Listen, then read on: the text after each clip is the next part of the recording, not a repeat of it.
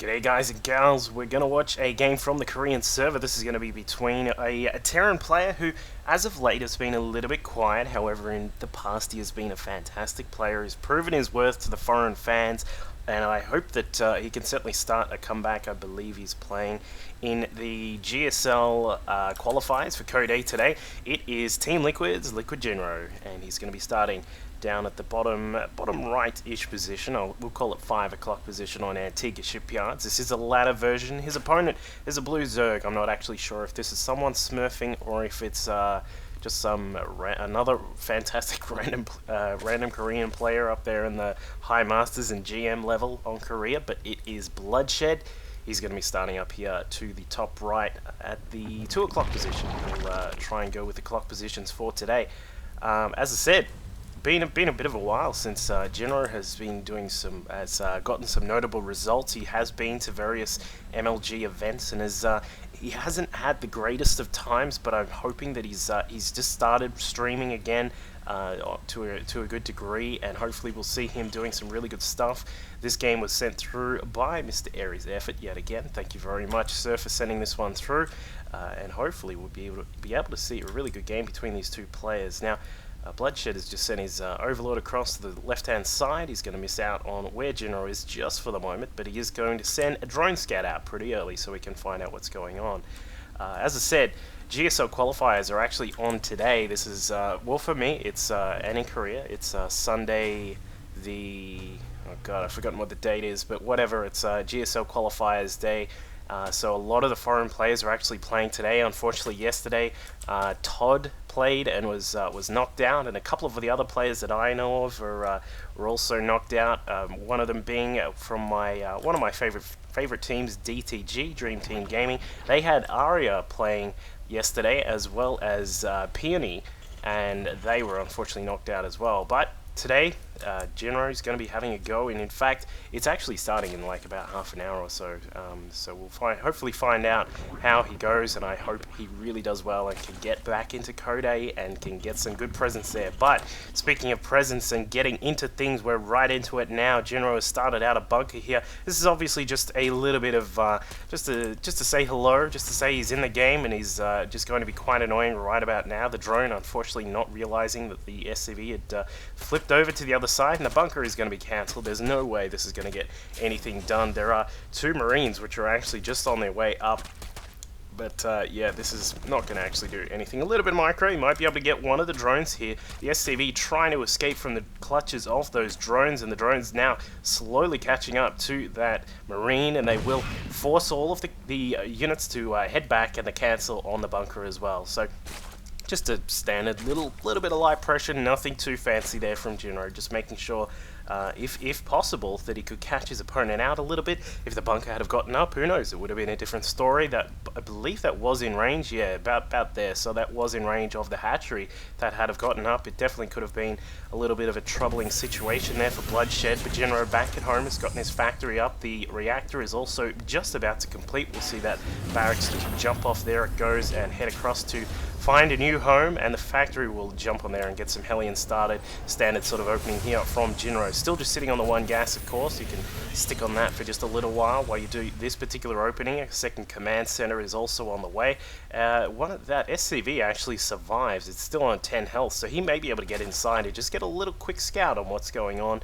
It is, of course, really important to see if you can find out, especially the gas. You want to see if the Zerg has taken any extra gas as quickly as possible, or if they're just going to stick on a lower amount. Jinro does check that. He sees that there were no gas taken up here, but does get deflected by the Queen. She heads out and puts a couple of hits on the SCV, but now the Hellions are going to come through with no spine crawlers to protect, no Queens on the ramp, but now they do come across, and the Queen's attempting to block, but the Hellions very slippery and get inside. They should be able to get maybe 2, maybe 3 drone kills depending on how well Jinro micro assists. As we can see, he does get 1. There may be a Ling kill in just a second. That'll probably happen right there. It is. And more Hellions trying to come inside through the front, but they are pushed back by the Spine Crawler. They're going to go up around the other way, and now the Hellions have come inside the natural, and they're going to try and get some more damage done there, denying this mining, which is a big factor of this type of harassment, and then also forcing the Queens to come away and missing a couple of injects here. We can see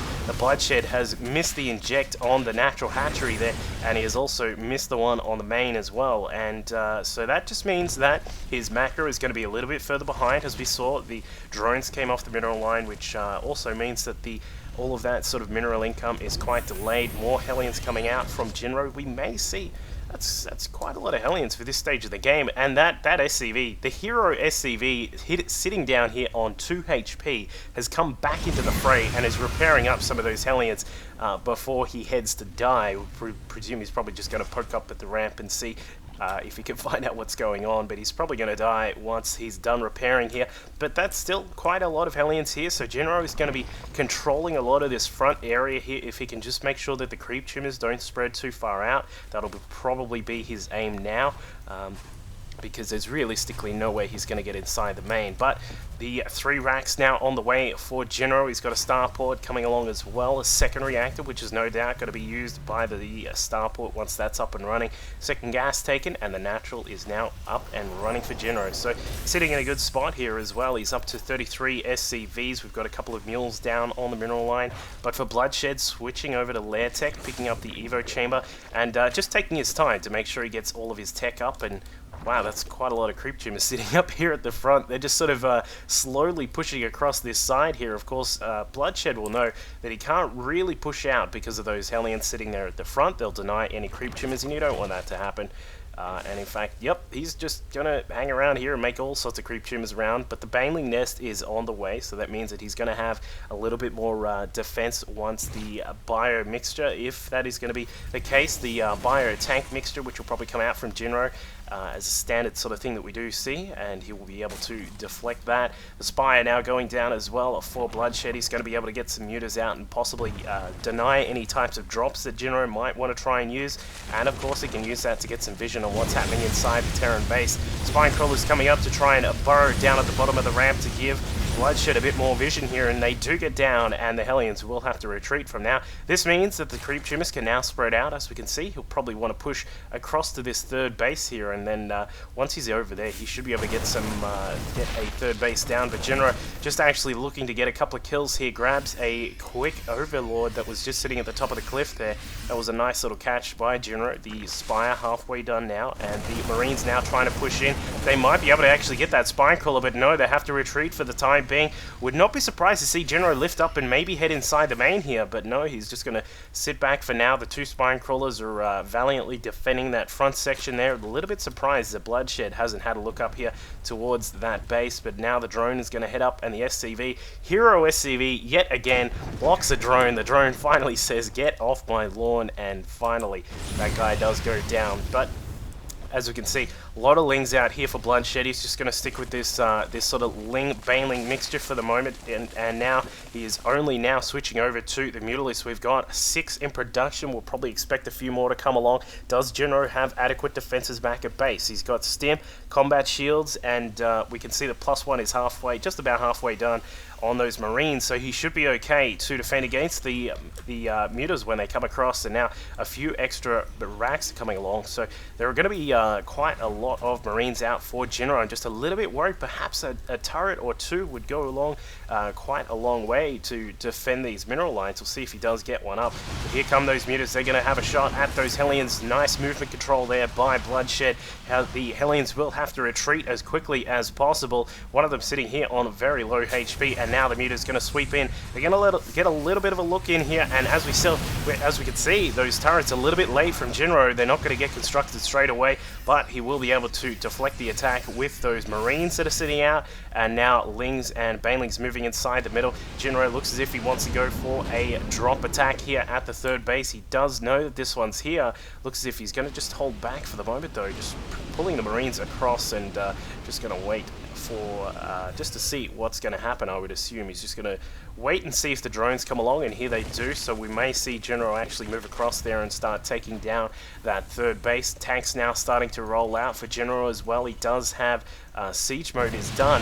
However, there is not too much defense on this left side of the base here, and there is still no turrets inside the mineral line. It looks as if a reactor is going to get taken down by the mutas. They do not have any upgrades just yet.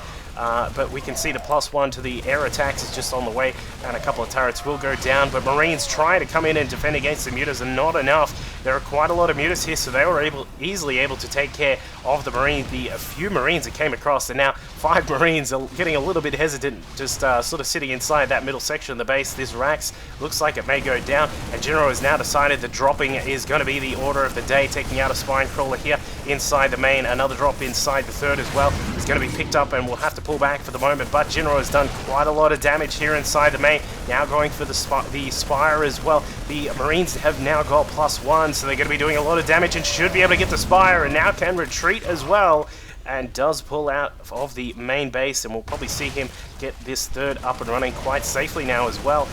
One muta just coming across, trying to get some denial on that medevac movement, but not going to get too much done. And now the Marines pushing across into the third base yet again. Good multi-pronged harass here from Jinro. Loses one of his medevacs though, and it looks as if he's not going to be able to get away cleanly with this medevac or the Marines that were inside, as the mutas with now with +1 are able to easily clean up that attack. So really good stuff from Jinro. Multi-pronged harass inside the main, and then inside the third base as well. Didn't actually get too much done here at the third, as we can see there's still quite a few drones camping out at that position, but he did get the Spire and did deny the extractor and some of the mining time on these drones as well. And now it looks like Bloodshed is out for blood, I suppose you could say. He's coming across, getting a couple of the mules there, actually denying quite a few of those is really good for Bloodshed. The few Marines that were out at the third base are just getting into a good position to defend, and now Jinro is slowly just pushing out into this middle section here. He needs to be able to control this sort of line just across here. This sort of zone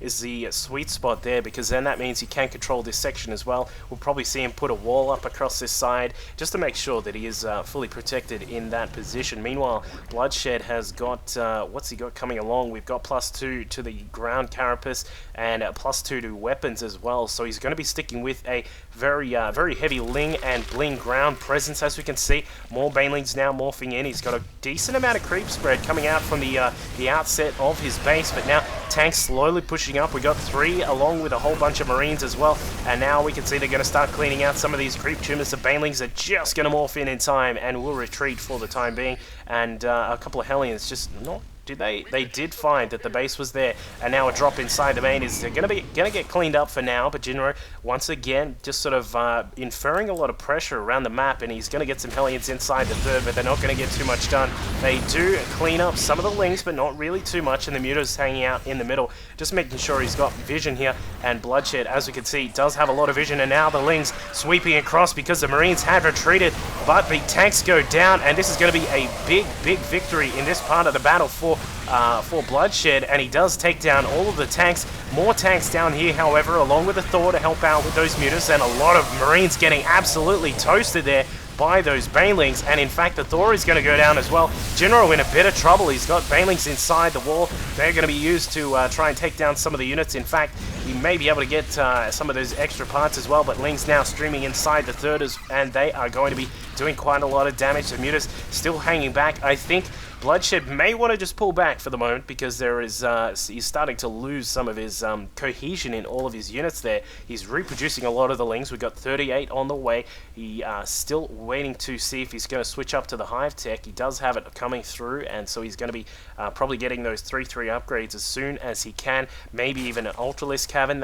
That is probably going to be what he would go for, I would assume. He's really been sticking with those upgrades on the ground units. So Would not be surprised to see some Ultras come out. They have started to regain a little bit of favor for some of the Zerg players in Korea. I think part of the reason for that is that if you can actually utilize the mobility of such things as Nidus Worms and Overlord drops, they can actually be quite useful, despite the fact that they are a bit slow and perhaps a bit cumbersome when used in conjunction with other units. But with Adrenal Glands, 3-3 on the Lings, and then obviously the 5-3 on the Ultralist, they could do quite a lot of damage. So we'll find out if that is going to be the next move for Bloodshed. But Jinro doing his own moves here. We'll probably see these Marines just head in and try and take down maybe the spine crawler and the spawning pool as well. But there are quite a lot of Lings and everything in the middle here. It looks as if Jinro is just making sure he's going to be able to get this gold base up, and if he can cover that, get some good position here, and then maybe move into this middle section here, he will be in a really good spot. That is when this map starts to turn and really becomes in favor of the Terrans when playing on this one. And he is going to go for that spawning pool. I'm not sure if he's going to get it. A good fungal there from that one infestor that came along. The spawning pool does go down. The Marines are going to be taken out. It certainly looks like they're with the Broodlings and the the normal Wings just coming across. And another attack on the left-hand side from Jinro. Again, his multi-pronged harassment coming into the foray here. He's going to be able to take down a few of the drones. Some Lings now streaming inside. Not the greatest position for the Marines to be in, but he does get them out of there for the moment. And with all of these units coming across, in fact, where is the fungal? There it is.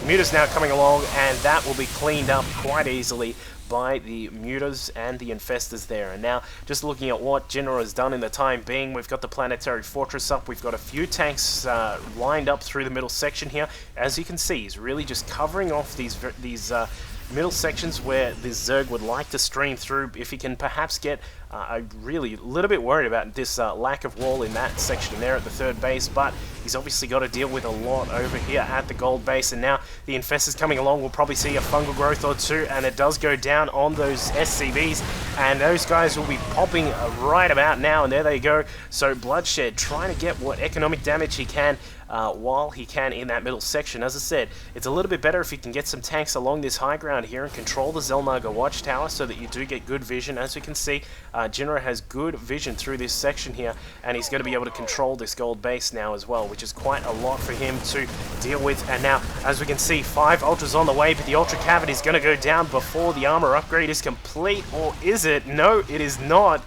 So Jinro, maybe a little bit unfortunate there that the Ultra Cavity did not go down, putting a few spine crawlers to make sure that is all covered and protected for the time being. I would not be surprised to see Jinro grab another medevac and try and head inside there and take that down. But the 5 Ultras are about to pop here for Bloodshed. He's got a lot of Infestors in the middle as well. There's a lot of energy available, some good spreads here by Jinro. He's just trying to make sure that the Marines don't all get grouped and gooped by the Fungals.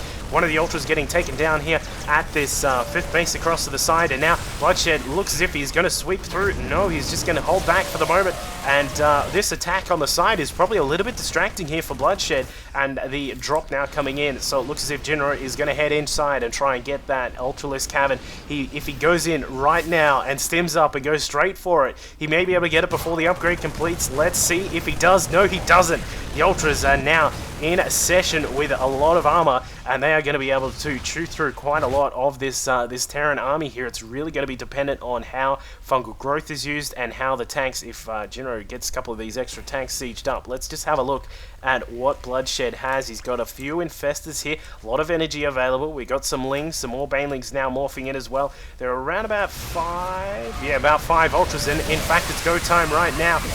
Bloodshed's just barreling his way straight through some infested Terran beach balls, dropping down on the attack force. 1 Ultralist going to town on the Marines up at the top. Stim doing a great job here for Jinro with his upgrades and with the extra tanks in good positioning at the top of the map. He was able to hold back against a lot of those forces there. Perhaps a little bit of an even trade, however, with a lot of tanks still available for Jinro, he's still sitting in a good spot. Now the tanks do have +1 on their vehicle upgrades. The Marines are 3-3, an Infestor submarine squad now pushing through the middle section. They're going to drop down some infested Terrans. Good job there by Bloodshed to get some attacks done there, and it looks as if Jinro did actually clean up that base up at the top. And now here come the Ultras with the Banelings as well. Great fungal growth from Bloodshed. He's going to be able to sweep through a lot of this. And in fact, if the Ultras can catch up to these Marines and Marauders, they should be able to cleave through them easily, and they do indeed. And the tanks have been whittled down for Jinro, so he's starting to get a little bit low on his tank count there, but he does have a couple more popping out at a time. Planetary Fortress able to hold back the attack against this gold base, and Jinro has started to just fall back for the moment. He's on 103 supply to the 120 of Bloodshed. However, the one issue that Bloodshed has is he's sitting on 51 drones. He's got no mining at the natural or the main. The third is starting to get a little bit low. We don't have this fifth base across to this side here. In fact, it's a fourth base, my bad. And no gold or even a possibility of getting this gold for the moment, considering that Jinro will be able to get a few tanks out and control that middle section. So waiting to see how this game is going to go. The Ultras coming across to clean up this drop, easily take care of the Marines that were part of that, and Jinro really starting to affirm his presence at that gold there, dropping down a lot of mules and then bringing over quite a lot of the SCVs as well. So this is a time perhaps when Jinro needs to be very careful with how he moves about the map. Obviously he does have the gold, as we said, and if he can just make sure that he doesn't let his opponent get this gold, he will be in an absolutely fantastic position. Ling's now streaming through the left side of the map. They're going to catch vision of this medevac drop, which is just coming across here from Jinro. I'm not sure if Jinro was aware that that was spotted, but now he is looking to go down towards the southern side here and take this this fifth base down at this left side of the map. If he can get that, you can pretty much put this game in the bag for Jinro. He's looking to really increase that supply. Now he's got Marauders coming out as well. Of course, the Marauders do a good amount of damage against the Ultralists, and now the one Marine that was sitting in the middle has actually been... oh, wait. Is he still alive? You are kidding me. He's on 12 health. After being surrounded by Lings and Ultralists chasing him down, he was actually saved by tank fire that came across through the middle there. And now, as we can see, Jinro again with excellent drop harassment here. He's denied the base that was attempting to go up here, and then will obviously be able to deal with this one as well. But it looks as if the Ling and Ultra and Infesta combination is now sweeping through. Another big drop inside the main. We've got a couple of Marauders in this mixture this time, so the buildings will go down a little bit quicker. Would not be surprised to see if Jinro is just going to try and stem through and take down the hive, but he's not going to actually get any of that. Infesta's well positioned there by Bloodshed. He's able to deal with that attack quite easily, and it looks as if Jinro is going to have to try that one another day. But a couple of Marines still alive. He may be able to clean up a little bit here, but no, the Infested Terrans are able to deal with that quite easily, and Jinro has still got another drop just waiting here at that third base of Bloodshed, and he will move in here. The Queen is going to go down, and then probably this hatchery as well, although the Spinecrawler trying to poke away and do what it can. And now the, is that Infestor still alive? It is. The Infestor is still alive up in that middle bit there. And now things are starting to really swing into Jinro's favor. He's currently sitting at 46 SCVs. He will have this base down the southern side. What he does need to do is get rid of this Ling that is underground, which for some reason stops the command center landing there. I'm not really sure how that works, but he's doing a lot of harassment still waiting to see what Bloodshed is going to do about his tech. He's really, really low on his mineral count at the moment. He's spent a lot on all of these Lings that have been going up. He does have a secret base across to the side here. I don't think Jinro has actually seen this one. No, he hasn't at all. He's been busy dropping up at this third base. Perhaps needs to shift some of his attention towards this, towards controlling this middle section, and then perhaps moving across just to poke around and see what this base is doing over here. Because realistically speaking, from what Jinro can see, he really should not be dealing with Bloodshed in this game anymore, because he's down on all these bases. He's denied these bases here, and you've got to start wondering, what is this guy staying in the game for? And now Jinro is dealing with an attack over at this left-hand side here. This means this base might be denied for the time being. The gold now mined out. That means that almost most of the bases for Jinro have been mined out, so he's going to need to start thinking a little bit more economically about his own situation as well. And in fact, his solution to that is actually just going to be to march through the middle section. It looks as if he's just going to push straight up here. There are some Banelings morphing in. If he can get those Banelings out, that might help with this, with dealing with this push. But I don't think there's enough. Ultra streaming in from the side. Fungal growth, where are they? He's got to see them pretty soon, and there they are. Big fungal growths on the big group of tanks, but it was way too late. Bloodshed losing every single thing he had. the tanks going to town on all of those Ultralisks and the remaining units, and that will probably be it with the base now across to the left-hand side under siege. This one is going to go down, and I don't think there is any way that Bloodshed is going to be able to come back into this game. He's about to lose all of these drones here at the left-hand side. The Marines are just going to work on everything there, and these guys are not going to have a good day. These drones I'm talking about. Meanwhile, just at the main, the natural as well is going to be pushed, and the GG from Bloodshed and GG from Jinro. So that was a great game there from Jinro. Good to see he has still got what it takes to smash through some of these Zerg players. Hopefully, as I said, we'll see him qualifying for GSL Code A today at some point. Make sure you say hello to him on Twitter. And of course, you can jump on his stream now, which has been going up regularly. He's actually been doing a little bit of replay analysis as well from the IEM replay. So if you're a Terran and want to get some good insight, make sure you jump on Jinro's stream. There is some good stuff going down there. And I will catch you guys next time.